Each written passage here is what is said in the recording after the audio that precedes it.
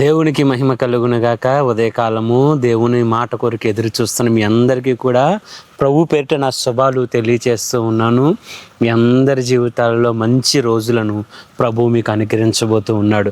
అందుకే చాలామంది చెప్తూ ఉంటారు, ఏంటో తెలుసా, సమస్యలు వచ్చినప్పుడు కానీ, వేదన ఉన్నప్పుడు కానీ, దుఃఖం ఉన్నప్పుడు కానీ, మా దినాలన్నీ చెడ్డగా ఉన్నాయండి, మా బ్రతుకు బాగాలేదండి, మా స్థితిగతులు మారలేదండి, మేము ఏం చేసినాను మేము విఫలమవుతున్నామండి అని చెప్తూ ఉంటారు.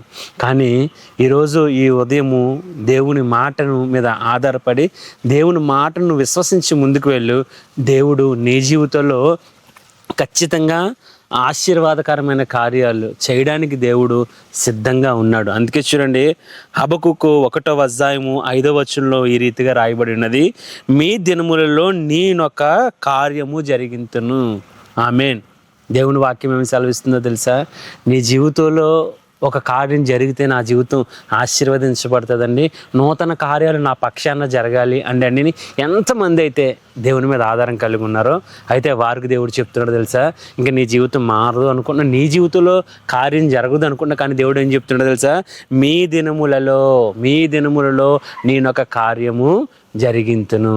ఆమేన్. చూడండి ఎంత చక్కని మాట సెలవిచ్చాడు.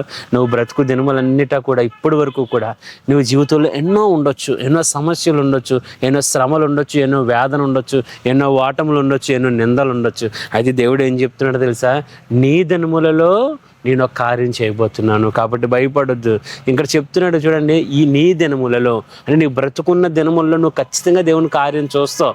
చాలామంది అనుకుంటారు ఈ జీవితము ఏ రీతిగా ముగించబడ్డమేనా అని చాలామంది భయపడుతూ ఆందోళన చెందుతూ ఈ పరిస్థితులన్నీ మారవా, ఇంకా దేవుడు ఎప్పుడు నా జీవితంలో కార్యం చేస్తాడని అనుకుంటున్నారు. కానీ దేవుడు ఏం సెలవిస్తున్నాడో తెలుసా, నీ జీవితంలో నేను ఒక కార్యం చేయబోతున్నాను, మీ దినాలలో కార్యం జరగబోతుంది అంటున్నాడు. అంటే చూడు, నీ తల్లిదండ్రుల విషయంలో జరగలేని కార్యాలు నీ జీవితంలో జరగబోతున్నాయి, నీ బిడ్డల జీవితంలో జరగబోతున్నాయి. ఇది గొప్ప శుభవార్త.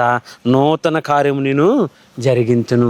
ఇశ్రాయేలీలు బంధకాల్లో ఉన్నారు, ఇశ్రాయేలీలు అందరూ కూడా శోధనలో బంధించబడి ఉన్నప్పుడు మా జీవితంలో కార్యం జరుగుతుందా అనుకున్నారు.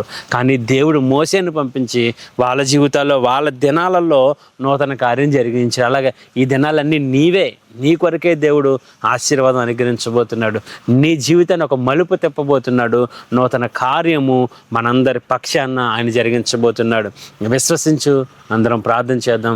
దేవుడు ఈ దినమే ఆరంభించబోతున్నాడు. దేవా, ఎంతమంది తన దినములు చెడ్డగా ఉన్నావని బాధపడి ప్రార్థిస్తూ ఉన్నారో వారందరి జీవితాల్లో, వారందరి దినాలలో నూతన కార్యము జరిగింపబడును గాక, నూతన ఆశీర్వాదం వారిని వెంబడించును గాక. ఇంకా రానున్న దినాలన్నీ కూడా ఆశీర్వాదకరంగా బిడ్డల జీవితాల్లో ఉండును గాక.